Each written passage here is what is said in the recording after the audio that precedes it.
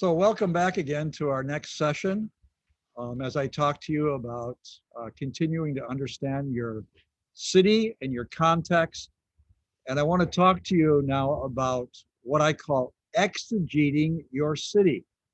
And you can do this whether it's in a city or whether it's in a neighborhood or it's a university. And some of the principles you can probably apply also to understanding the people group that you're trying to reach. So let me just give you a few things. I'm taking this from the book called Salt and Light that was compiled by Andy Rittenhouse, who did probably the most extensive study on exegesis of Knoxville, Tennessee. But he gives us a few pointers here to begin with.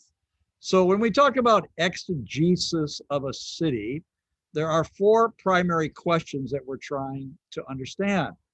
And exegeting a city is similar to when we talk about exegeting a book of the Bible, a book from the Bible.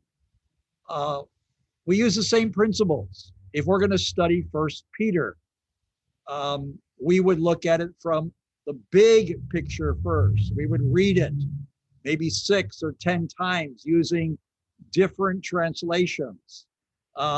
We would then go down to the micro parts. So same thing when you're exegeting a city, a neighborhood, or a university, you're doing the same types of things. So the four questions that we're trying to answer are: number one, what are the most important things to know about our city, our neighborhood, our university, our company, or our people group? We're not trying to answer everything, but we're trying to answer the important things. Number two, how is God at work in this context? What are the signposts or building blocks of transformation and grace? If I was to come to your city and I was to ask you the question, where would you take me in your city to show me where God is at work? I would love to get a tour of where you live and see how you would answer that question. I've done that in many different cities. Where would you take me to show me where God is at work in your city? Number two, and these will give me the questions at the end of this lecture that I want you to answer. Number two, where would you take me in your city to show me where God needs to be at work? So we're trying to answer those types of questions. Number three, what are the critical needs and opportunities for showing and sharing God's love in this location?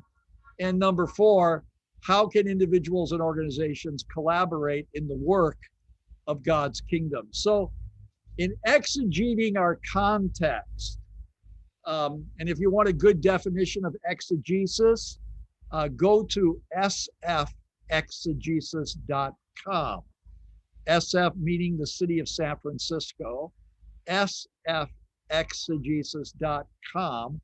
I'm one of the advisors on that website that helped give birth to that website. You'll see a good explanation of exegesis. So when you're exegeting your context, these four questions, and then you're really starting to start with the big picture. So number one, what is the surrounding context? So if I'm exegeting San Francisco, I'm thinking about, well, what does San Francisco belong to? It belongs to the Bay Area. And what is the Bay Area like? And what does the Bay Area belong to? It belongs to the state of California. And what is California like? Context, where things are placed, have a big effect on how things behave. So you want to look at the surrounding context. Who's nearby? Who's next door? What does it belong to? Et cetera, et cetera. What state and country are you located in? What is the general attitude of that state and country? California is seen as kind of a very liberal state. And San Francisco is one of the most liberal cities in the United States. So it gives you a little bit of idea of the surrounding. Get a good map of your city, or get a good map of your neighborhood, or get a good map of your university. For a people group, I'm not quite sure what that would look like if you're just focusing on a people group. But get a good map and try to understand, study the divisional breakup of that city or that neighborhood or that university. So here's a map of San Francisco with some of the mayor divisions, the different 11 divisions of San Francisco. So that's one way that I can begin to see it. The different 11 districts, that each district has its own supervisor and has its own plan for development and progress. And so I want to get to know who's my supervisor and how does YWAM work with that supervisor in the good things that they're planning for our city. Here's another way of looking at the city. This is through neighborhoods. San Francisco is a city of neighborhoods.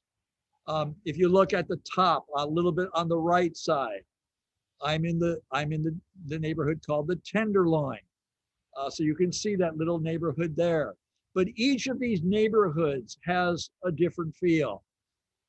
So get up on a high place. How do the highways flow into the city? And what, if anything, do they separate? Oftentimes, cities are built in ways with deep intentions. Sometimes highways separate ethnic groups. How are the neighborhoods laid out? Get up on a high place and get good visuals of the city. San Francisco has 44 different hills. You saw me the other day on a hill, Mount Davidson, talking about prayer walking. Well, here's another shot of the city. It gives you an idea. Here's from Oakland, looking into the beautiful city of San Francisco across the Bay Bridge. And I spent January 2nd ushering in the new year and sitting on top of this hill and praying for the city and asking God, well, how do you want to use YWAM in the year to come in impacting this territory with the kingdom of God? So get up on a high place and look. And then demographics. Where did the immigrants come from? When did they come there? What brought them to this place? And how are they employed? That's important. Let me give you a little map of London. This was done by a YWAMer in London, and it shows you the boroughs. But now watch closely as I go through London really, really quickly. This was done some years ago, so it probably needs to be updated. But here's where the Bangladeshis live in London. Here's where the Black Africans live in London. Here's where the Black Caribbeans live in London. Here's where the Chinese live in London. Here's where the Indians live in London.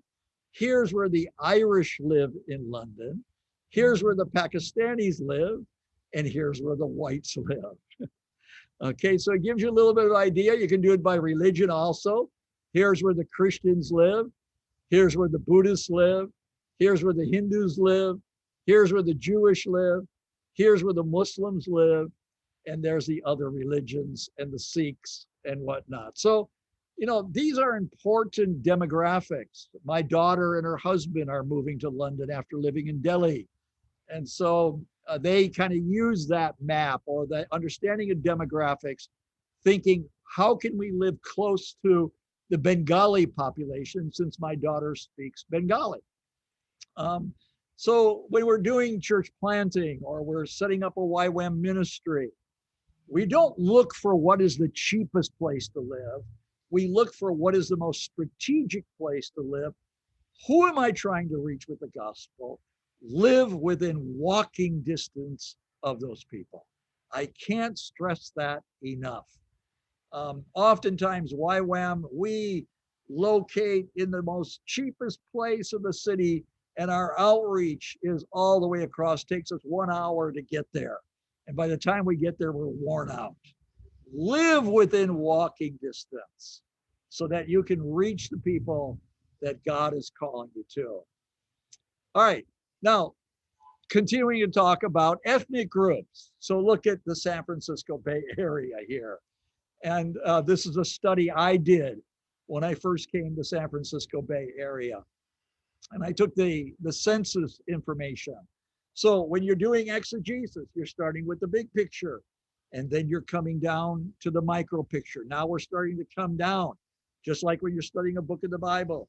You read the whole book of the Bible, then you start reading paragraph by paragraph, sentence by sentence, and you're microing down, and you're giving titles to each paragraph. And you're thinking, not just, you see the big picture, but now you're coming down to the smaller picture. So look at the unreached people groups of San Francisco. I call this strategic peoples and languages. Not all are unreached, like the Mexicans or the Filipinos or the Koreans, but they are the new missionaries that need to be mobilized to the unreached people groups that are here in the San Francisco Bay Area.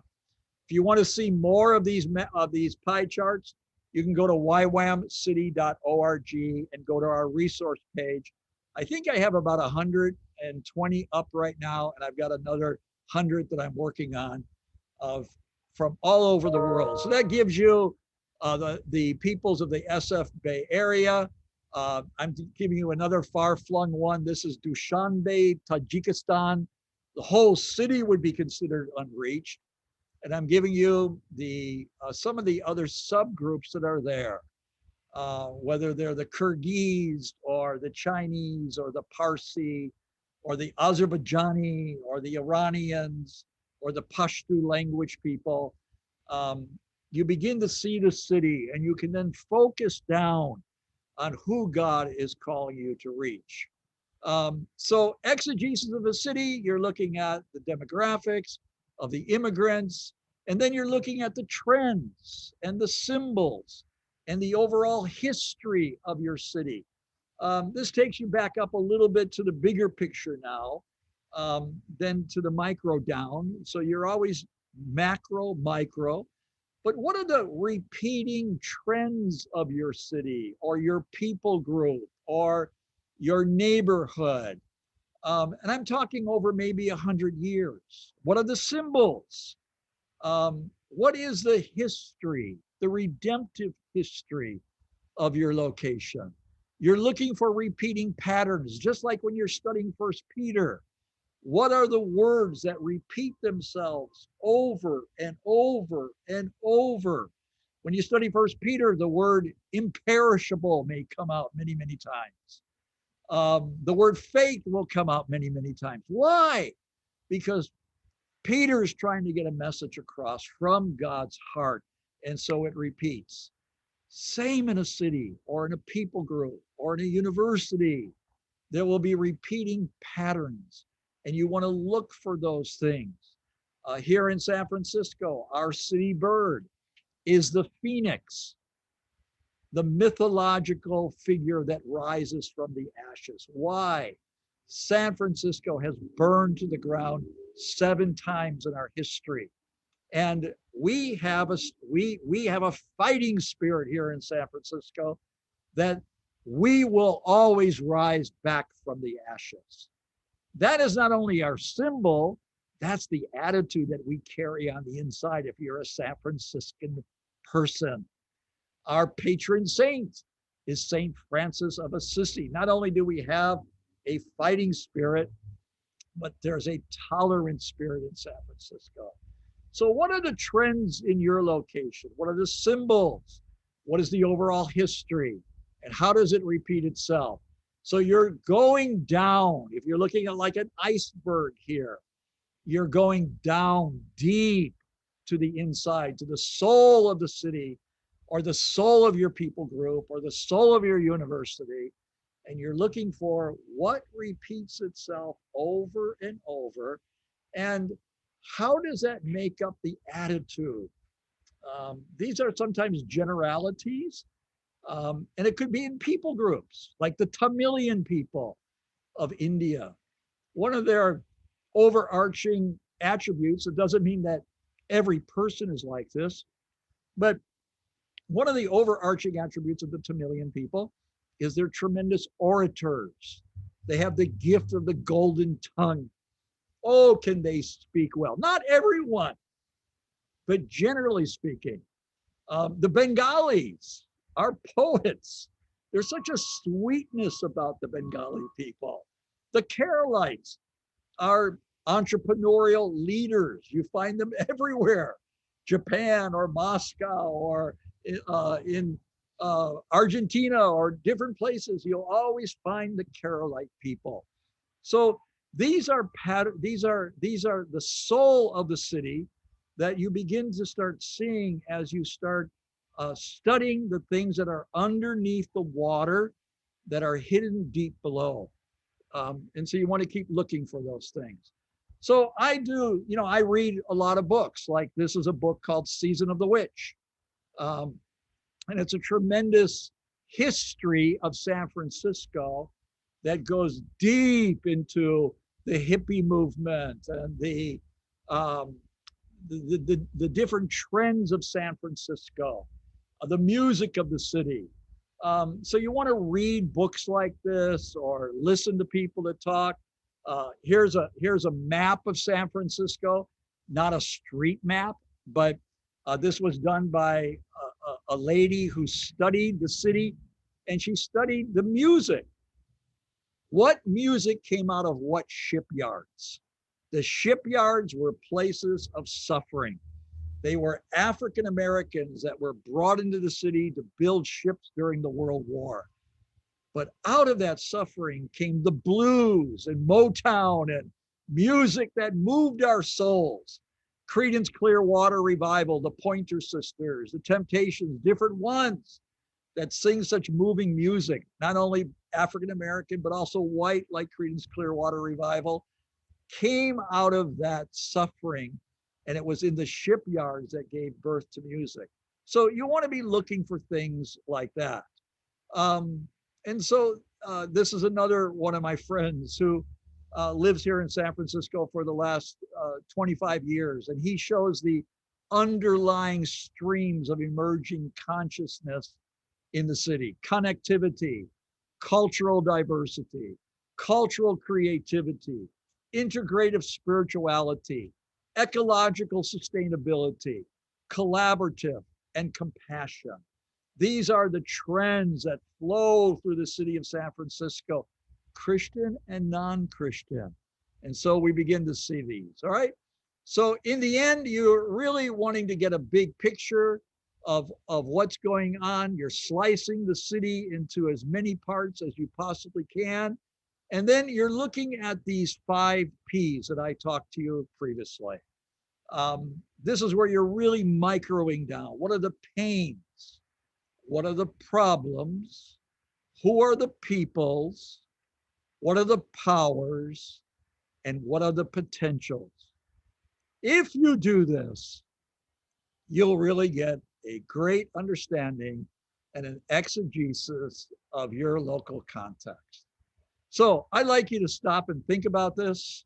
And I'd like you to just at least answer 2 questions. Where would you take me to in your people group or in your neighborhood or in your city to show me where God is at work? And where would you take me to show me where God needs to be at work? And then talk about that. And don't stop there. Think about what is lovable about the place where I come from? What's the redemptive gift of the place I come from? Who are some of the ethnic groups that are unreached with the gospel where I come from? Who's reaching those people? And then we'll come back and we'll talk some more. God bless.